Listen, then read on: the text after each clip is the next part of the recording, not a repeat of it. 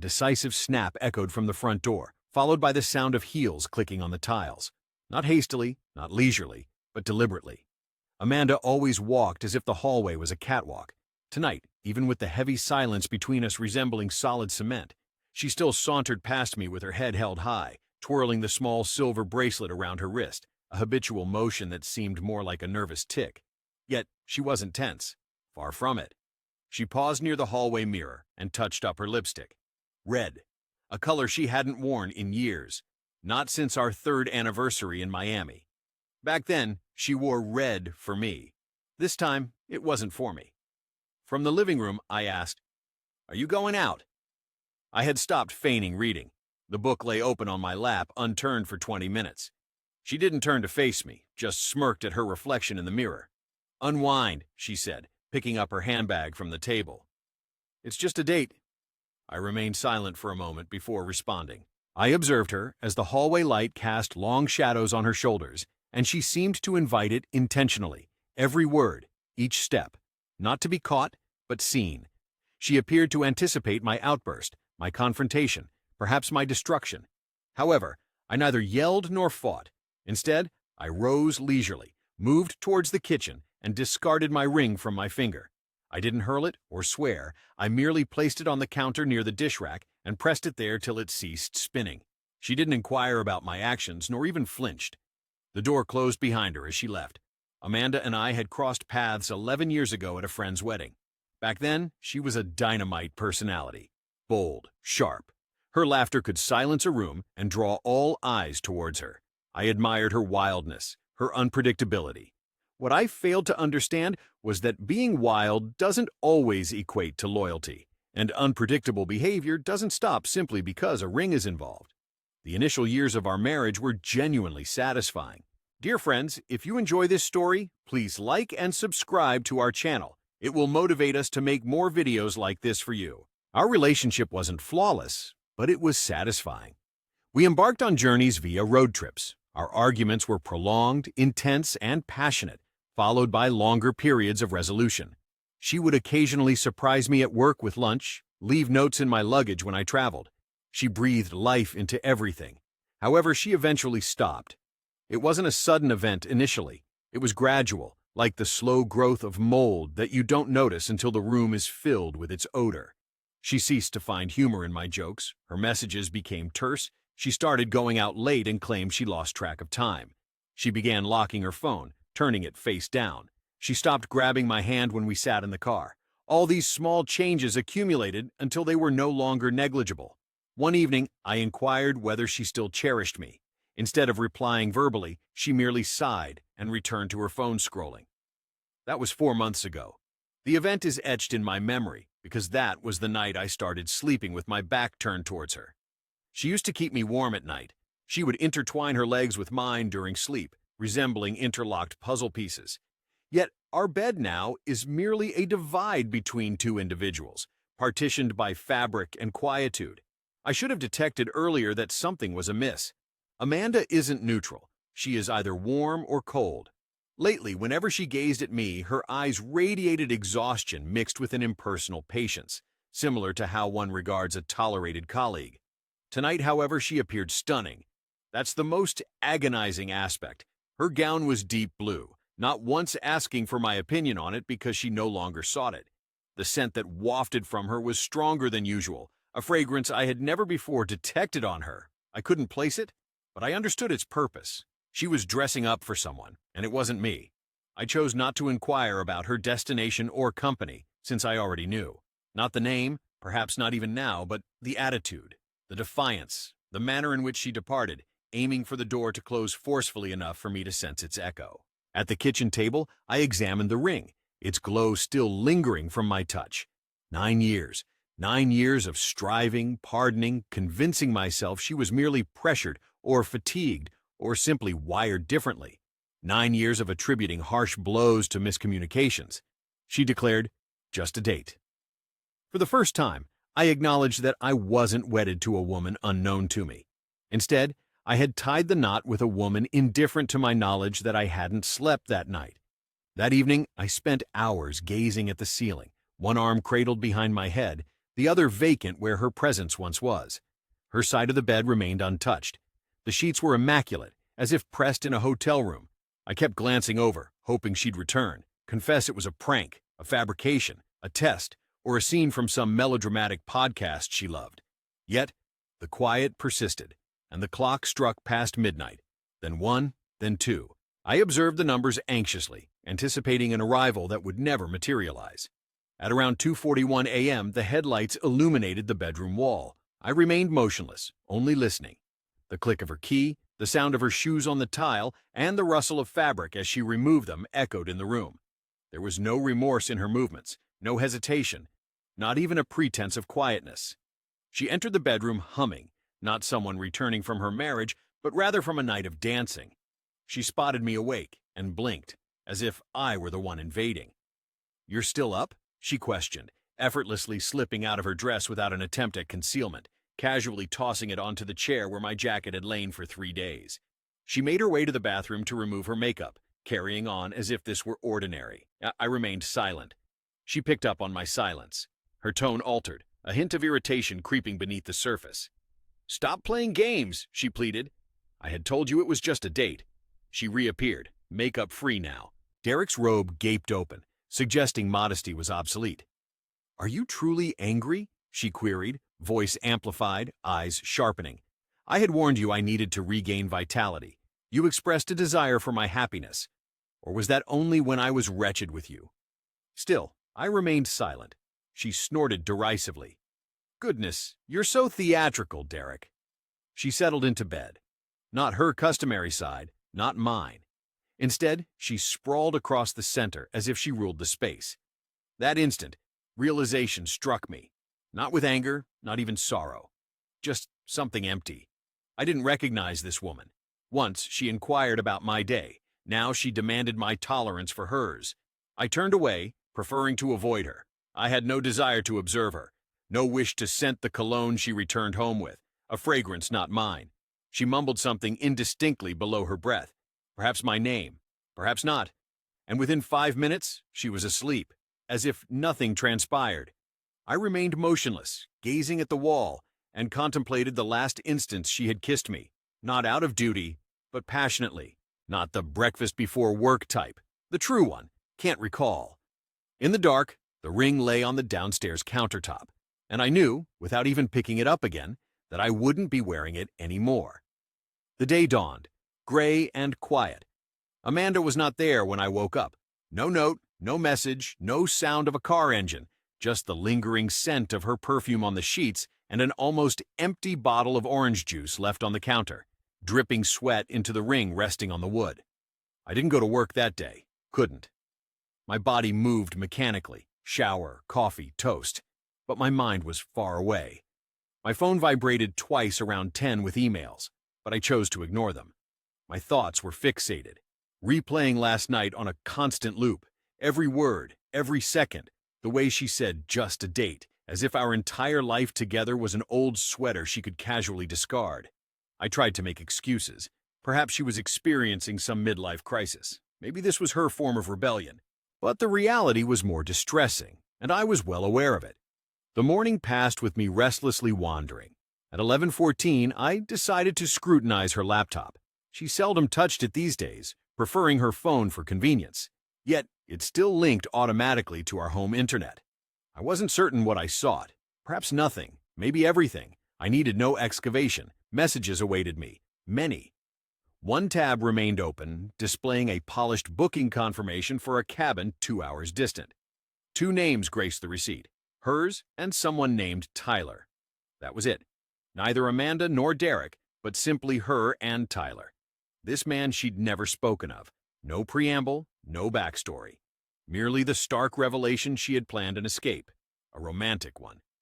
Excluding me, the messages made for a cruel twist. I perused 3. That was all I could endure. She called him T, claimed he reawakened her, affirmed she wished she'd met him before the turmoil. That phrase struck harder than any blow I've ever sustained. The mess, that's what I represented to her. My home, my recollections, my pledges lie in disarray. I shut down the laptop. For 32 uninterrupted minutes, I sat in the kitchen staring at the floor, my fists clenched tightly. The urge to shatter something, to yell, was overwhelming, yet I remained still. My heart pounded like a war drum, my breathing shallow as if I'd run for miles. At midday, she texted me, "Don't wait up tonight." No remorse, no explanation, just that. I gazed at it, immersed in thought, before responding. "I won't."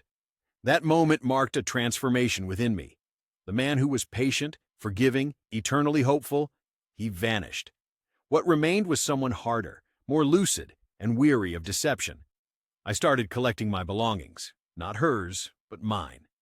I took a duffel bag from the closet and began neatly folding clothes, as if preparing for a lengthy journey.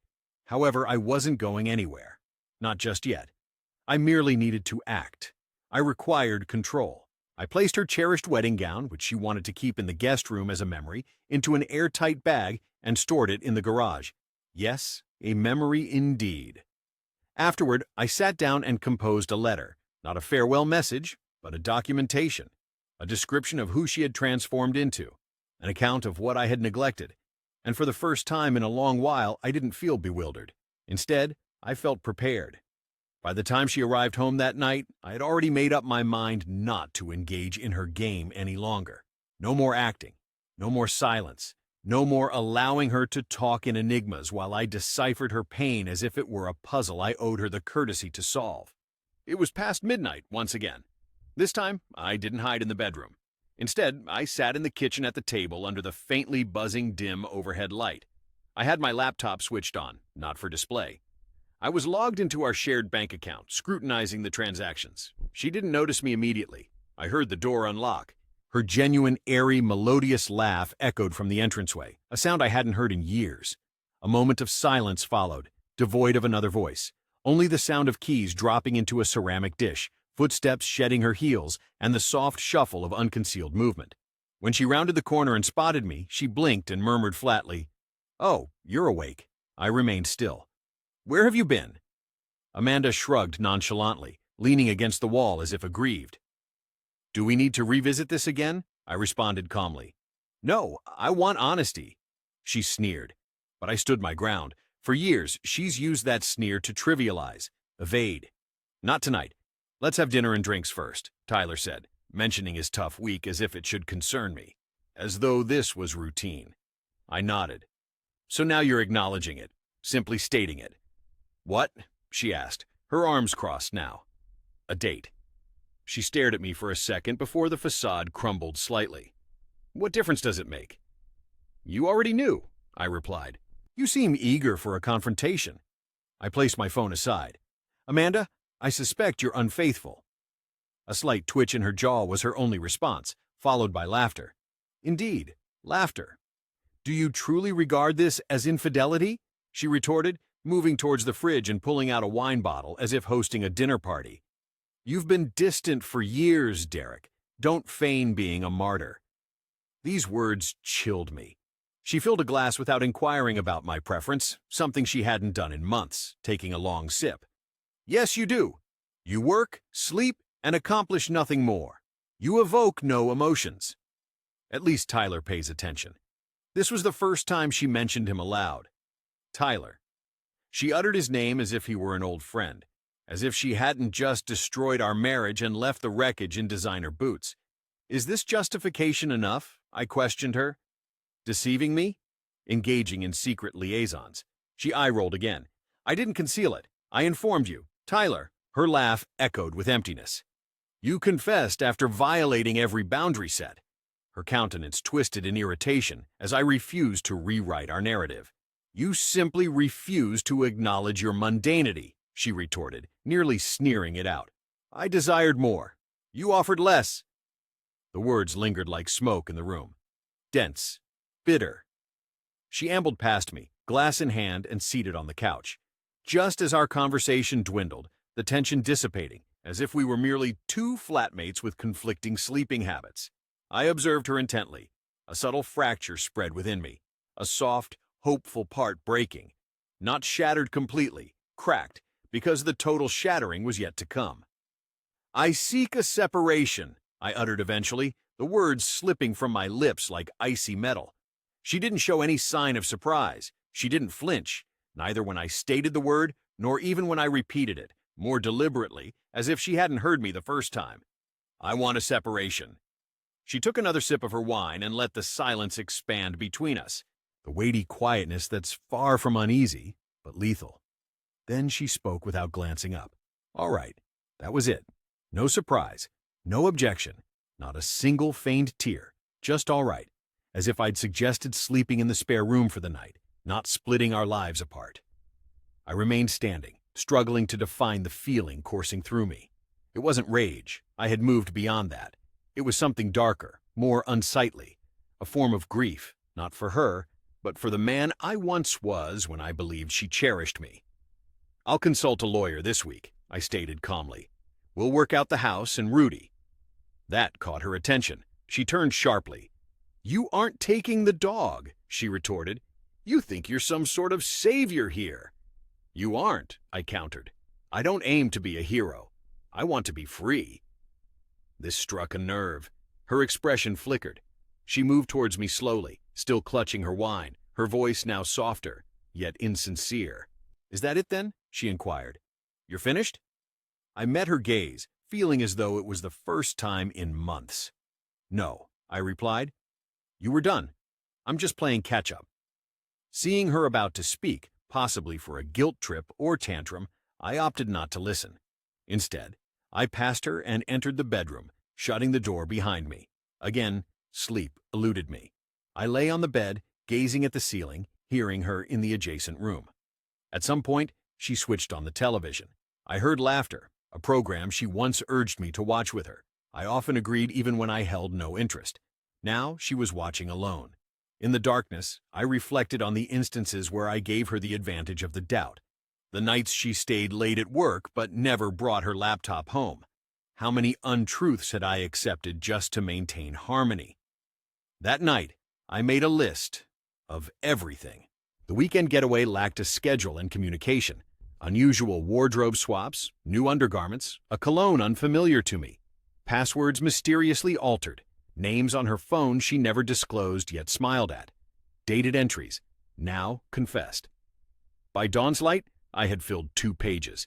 Then it struck me. It wasn't solely about Tyler. It was about her.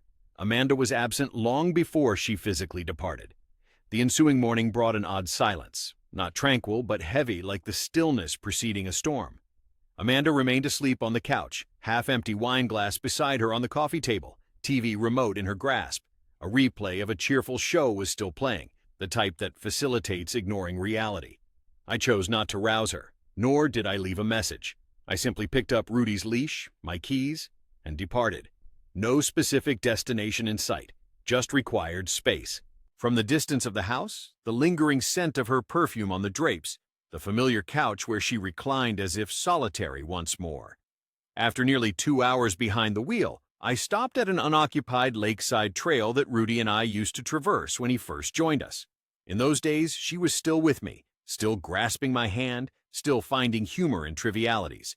With a joyful leap, Rudy exited the vehicle as though nothing amiss, tongue out, tail a-wagging, oblivious to deceit. He simply recognized presence. I found solace on a bench overlooking the water, attempting to draw breath. The reality had solidified now. She'd opted for another. Over time, over honesty, over me. The most disheartening aspect was not that she'd done it, but how effortlessly she did it. How she didn't cast a glance back. How she had already revised the narrative in her mind, casting me as the antagonist and herself as the persecuted heroine merely seeking to live. Midday, my phone vibrated. A message from Amanda. So, you plan to vanish now? Grown-up behavior. I examined it. The audacity astounded me. No apology, no remorse, no hint she'd contemplated her actions for a moment. Just accusations, as if I were the one breaching a sacred trust. I remained silent. She messaged again after 10 minutes. If you don't wish to address this issue, simply say so. Stop playing the saint. This comment brought a genuine, sharp, and bitter laugh from me. What issue? I considered inquiring. She hadn't shown interest in addressing anything when she climbed into another person's car at night. Now that she discovered I wasn't adhering to the role she scripted for me, the forgiving, silent husband who'd accept her back with a sigh and a glass of wine, That character was lost. I shut off my phone. That afternoon, I sat with Rudy and formulated a strategy. Not a dramatic one. Not the type requiring ultimatums or shouting. Just a list. Clear, straightforward, precise. Consult a divorce lawyer. Secure my finances. Have my name removed from joint accounts. Find a temporary accommodation. Bring Rudy along. This is not open for discussion. Additionally, an item I highlighted thrice. Make sure she doesn't alter the storyline. Amanda would attempt to do so, as women like her often do. They reframe betrayal as poetry and transform blame into self-care. She will label me as bitter, distant, and emotionally unavailable. However, none of these accusations can change the truth. She made a choice. Someone else over me. She lied, and I am through giving her additional opportunities she did not extend to me. Upon my return shortly after sunset, the house was dim, the kitchen being the only lit room where Amanda sat casually on a counter stool, seemingly unaware of the bombs she'd been detonating in our marriage for weeks. In hand, she held a wine glass once more, a constant companion these days, her shield, her alibi, her ritual. "You've decided to return home at last," she said without looking at me. I released Rudy's leash, allowing him to rush to his bed. I remained silent. She turned, leaning against the counter, arms folded. "So, what's next, Derek? You depart, shun me throughout the day, then what? We feign being a unit again." I edged nearer, but not excessively so, close enough to spot the flash in her eyes as she recognized my unwillingness to adhere to her role. "There isn't a we left," I declared. "All I returned for was to inform you of what's to come next." She paused, and for the first time since this ordeal started, she hesitated. A moment of quietude, suspense, the control she exerted, the sneers, the mockery, the casual harshness. It wavered slightly. "I'm filing," I stated bluntly. "Separation, divorce, whatever phraseology expedites this. You understand?" Her tone escalated. "Really? You're a coward." That comment was the catalyst, that label. "Coward," I advanced. "No, a coward is someone who deceives their spouse for months. A coward is someone who creeps around in secret and then has the audacity to be outraged when they're exposed. A coward is one who labels it as merely a date and expects me to feign pleasure. You think I surrendered? You discarded me. You didn't seek a companion but an audience." Her countenance stiffened. "You don't understand the feeling of being unseen in your own home." I almost chuckled.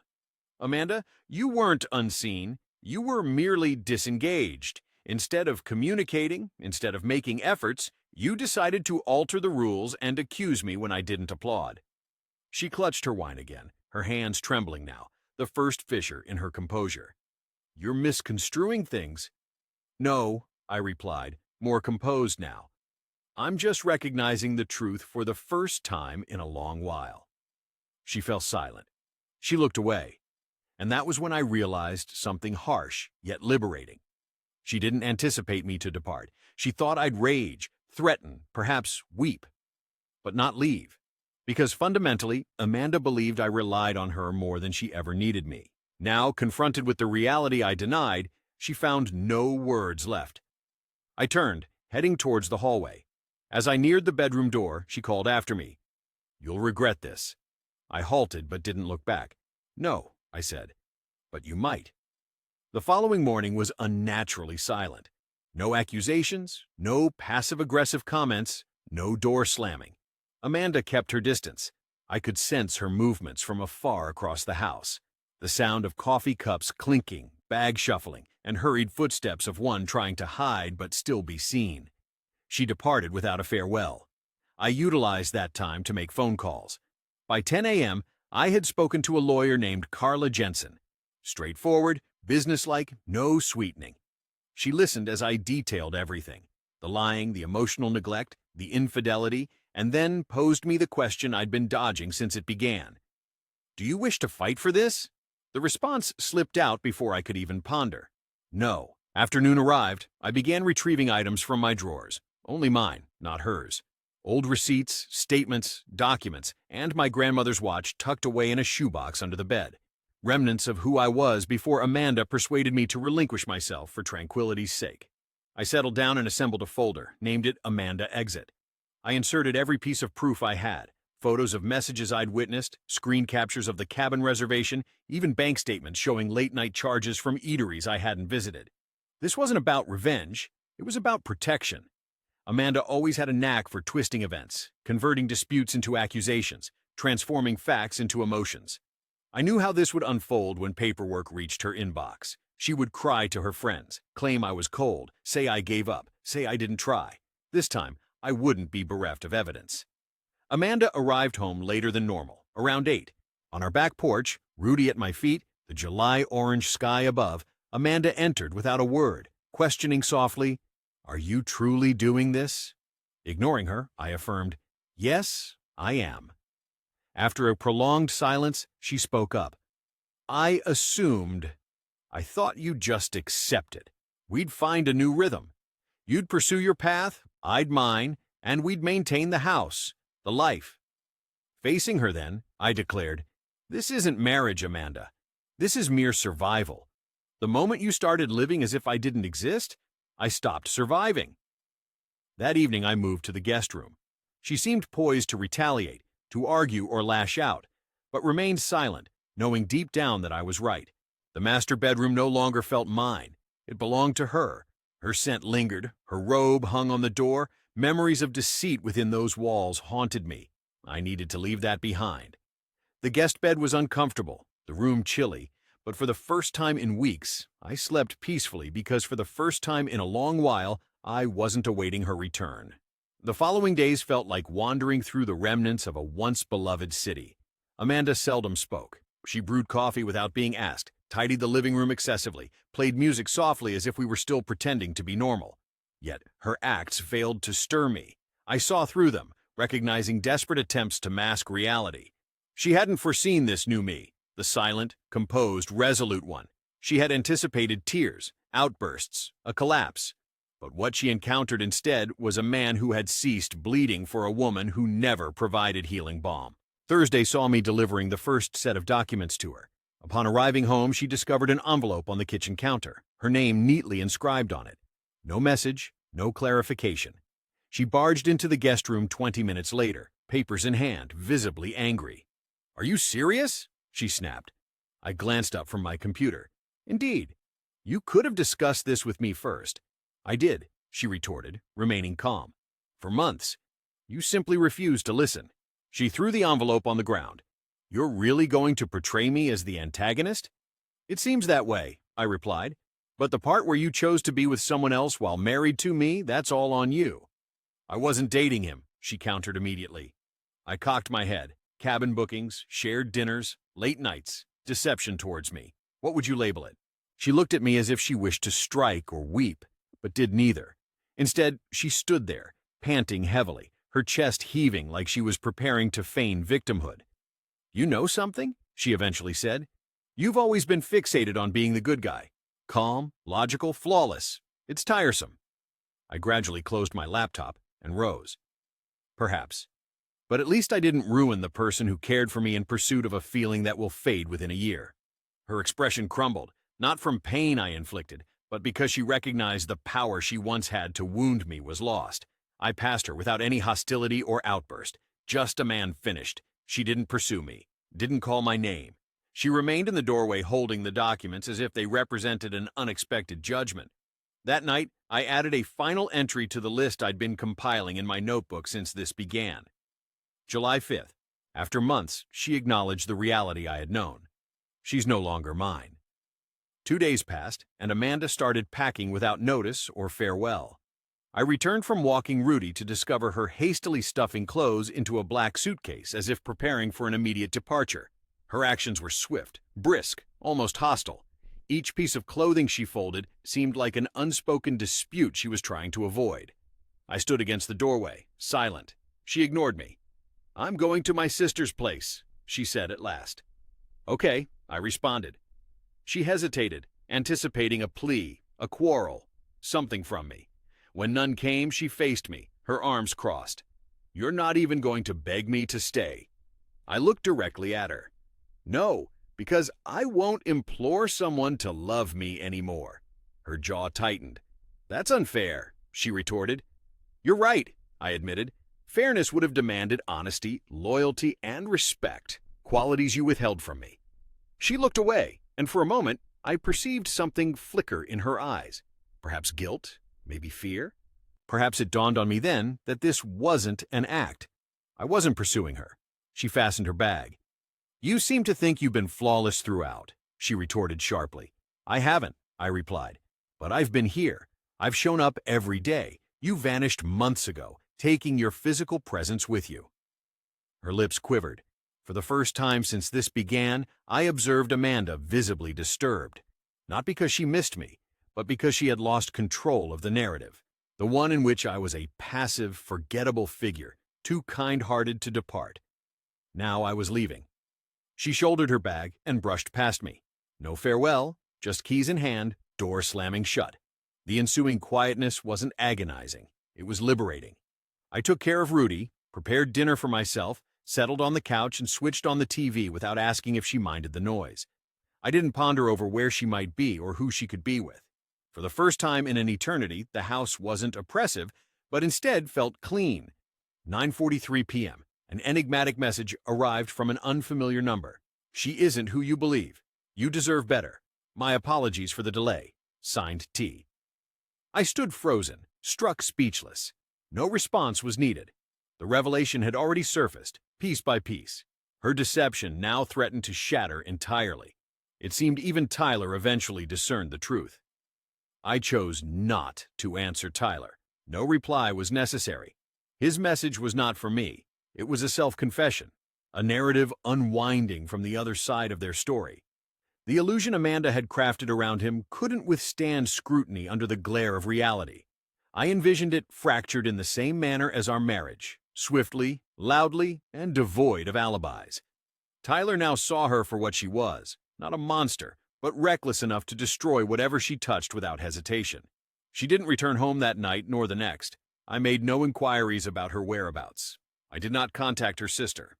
The quiet grew comfortable, neither warm nor harsh, merely truthful. The type of quietness that doesn't deceive you. I started collecting what belonged to me permanently. Every photograph where we feigned smiles but felt no sincerity packed away. Each present she bestowed upon me after an argument discarded. The couch we selected together remained. I no longer had any interest in taking furniture with me. All I desired was space. The lawyer contacted me. The paperwork was being processed. She would be served legally next week. I felt nothing when informed of this. Not sorrow, not contentment, merely progress. On Saturday, I cleaned the garage, discovered an old shoebox hidden behind paint cans. It contained cards written by Amanda over the years, birthdays, anniversaries, preliminary notes before everything turned sour. I sat on the floor and read one from our second year of marriage. It said, "You're the safest refuge I've ever known." I pondered that line for a considerable time, because I trusted her words, because I was that sanctuary, until she set fire to the place and accused me of the smoke. I destroyed the box. I wasn't seeking confrontation or retribution, but I chose to discard deception as I transitioned into the next phase of my life. I had no desire to haul along tales that had crumbled under their own weight. That evening, she reached out with a text saying, "Can we talk?" There was neither an apology nor an explanation, just a tentative line thrown to gauge if I'd reel her in. I remained silent.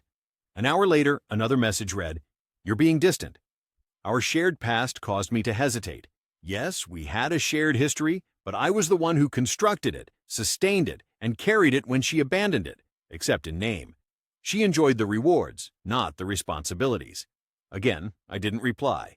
The following morning, I blocked her number. That moment signaled my liberation, not because she had departed, but because I no longer yearned for her return. On a Tuesday, Amanda was served legal documents. I wasn't present during the event. It was unnecessary for me to be there. The lawyer took care of it. All I received was an email confirmation. With it, the last bond tethering me to a woman who was no longer familiar began to unravel. That night, I settled in my recently acquired flat. It wasn't grand with a compact kitchen, affordable window coverings, and a view of another building's backside. Yet, it belonged to me, pristine, unmarked, devoid of spectral whispers. No remnants of deceit in the linens. Just myself, a worn-out coffee table, a mattress on the floor, and Rudy snoring like a sawmill nearby. It was tranquil, Not the tension of a crumbling bond, not the quietness laden with unsaid words, but a genuine, sincere calm. A quietude that didn't prompt questioning. A quietude that fostered room for silence. I anticipated feeling void, isolated, even remorseful. Yet all I felt was steadfast. I'd acted on what mattered most. I left when it would have been simpler to remain bitter. I opted for clarity over tumult. And though Amanda might spin her tale to any willing listener, painting me as cold, distant, inaccessible, I couldn't care less. For I knew the truth. I afforded her numerous opportunities. I granted her patience, compassion, affection, forgiveness. I completely surrendered myself to her. She wagered that I'd never depart. Yet I did. She told me to relax. It was merely a date. She intended to wound me, but what she truly accomplished was liberating me. Now I bear no ring, not because I misplaced it, but because I grasped its lessons. Fidelity isn't a debt owed to those who spurn it. Affection doesn't justify deceit, and regardless of how much time you put into someone, the instant they stop appreciating you genuinely is when you are granted permission to depart without explanation. So, my counsel to anyone pondering this, questioning if they're excessive, questioning if perhaps they demand too much honesty, respect, you are not. If your instincts are shouting, heed them. If the narrative doesn't align, delve deeper. And if someone confronts you with falsehood after falsehood, don't expect truth in garlands. It never will appear. Some individuals do not deserve your forbearance. Some people simply do not deserve you. Neither do I harbor affection for Amanda, nor will there be a renewal of love. That truth, above all, encapsulates our conclusion.